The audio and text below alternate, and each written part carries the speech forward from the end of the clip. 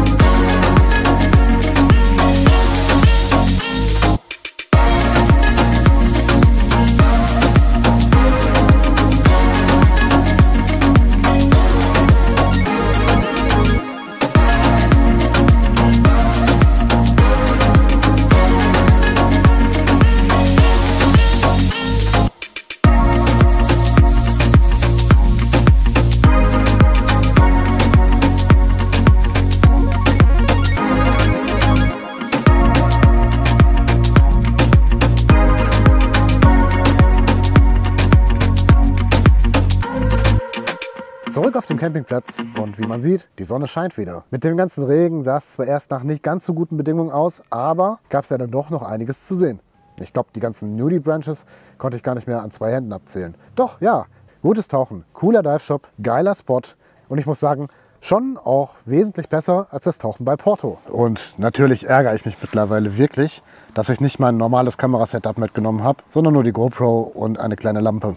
Externe Leuchten und das Videorack wären für den Spot hier prädestiniert gewesen. Schauen wir mal, was der nächste Stopp so bringt, ob ich da noch mal ins Wasser komme und ob es noch ein drittes Tauchvideo von Korsika geben wird.